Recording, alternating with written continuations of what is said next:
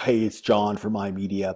I get this question a lot. How much does visitor management system cost, the MyLobby Visitor Management System? Well, it shouldn't cost you anything, and if it does, then something is wrong because today people don't spend money because something is just cool or it's a nice to have.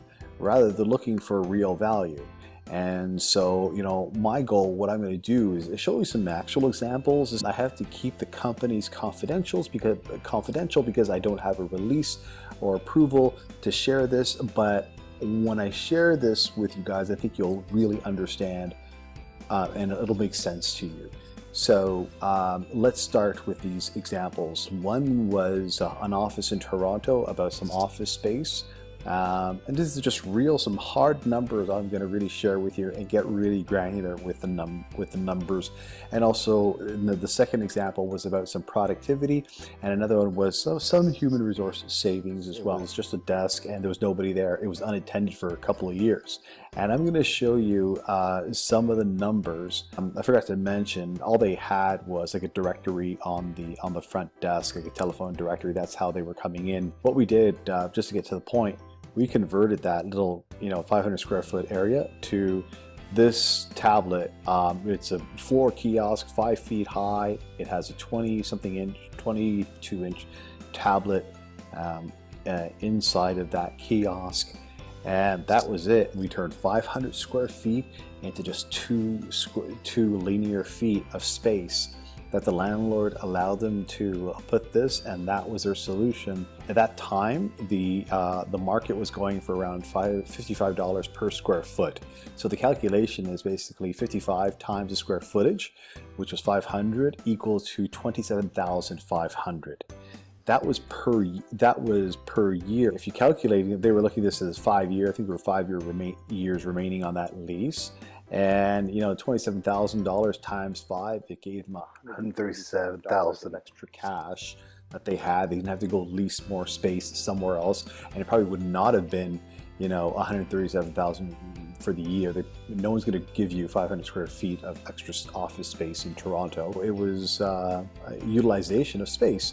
And so this is just one example of space, not about the convenience or anything, just some really hard numbers. A different scenario where they actually kept their receptionist. This organization is a manufacturer. They felt that they wanted to have a presence in the front and have a receptionist. And I think many of you could relate to, they just felt that they wanted someone there just to greet their visitors, which was fine. But what they found was two things. They gave their receptionist extra admin work to do, and they found that she was able to yield a higher productivity, and if anything, having conversation, how was the weather?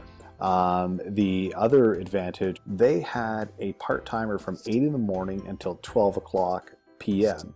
And this is a guesstimate of what they're paying in wage. $16, that's conservative. It could be like $18 approximately. I don't know, I'm guessing. But conservatively, at 20 hours a week, it's $320. Take that a month per week. Take that a month, it's like $1,280 per month of savings. Your visitor management system is not going to cost you that. It's going to cost you a fraction of that. And that is a hard case in how you actually can save money. I love this example. It kind of blew my mind. This particular client, when they installed it, they are a property manager. They had an issue with contractors, and they were signing out if they're coming in the afternoon, like your HVAC guy.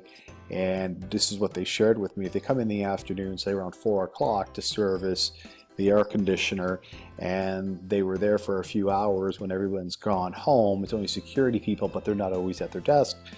They were kind of making up hours, and they were kind of stealing hours from them because they were paid hourly for their work.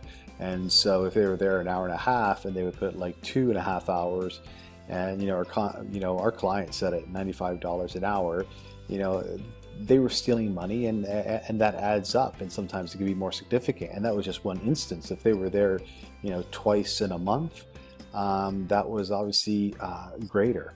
And they found the same thing. They had a cleaning crew coming in the evening, and they would either one person would sign in for the other person because they were using just paper log sheets, and they were just, the signature was just made up for their friend would make up that signature. And so, either that friend would show up 2 hours later and, the job wouldn't get done nicely. They did finally track it and catch on to them with security cameras, but they said, we can't look at footage of security cameras every single time. But when you're actually signing in, taking a picture, and it's me, if I am John coming in to sign in, it's me, this is it, and you can't lie there. And so that was a huge benefit for them in terms of keeping people honest. So that was one significant way that the visitor management system, again, was not costing them, was saving them. And the other benefits. The other benefits are basically, fast sign-in, printing your ID. It's a sleek presentation on your counter. You get this tablet instead of this paper book that is, it's all dog-eared and it's on the binder. It's not neat. Today a lot of individuals don't have the best handwriting skills. It's a lot faster connecting people from your host to your visitor, and your real-time tracking, like that example with the contractors and the cleaning crew. And if you want to know if they're still in the building, better visitor experience, like we talked about in that particular example where the receptionist was still there. Be able to be a better host that she was. So those give you some other ideas, some of the softer benefits here compared to those real hard examples of some ROI. So I hope you can kind of appreciate that I added these second and the more tangible ones prior to this, so you can kind of appreciate the whole, everything all together, that again, it's not going to really cost you if it's going to just enhance your whole operation. So in summary, the cost is a fraction of what you're currently spending. You saw some examples and I'll just recap them. One, savings in office space, the operating costs, as you saw in that particular example where they had a front office space that they were not using. Savings in some human resources. They use that part-timer. When they were busy, they no longer needed a part-timer. The contractors that were cheating this property management company that were coming in and fabricating hours, and along with the cleaning crew. And the better visitor experience, was the company that actually had the actual receptionist still there, and she was able to finish her work, so there was a lot of more productivity as well, on top of that better visitor experience.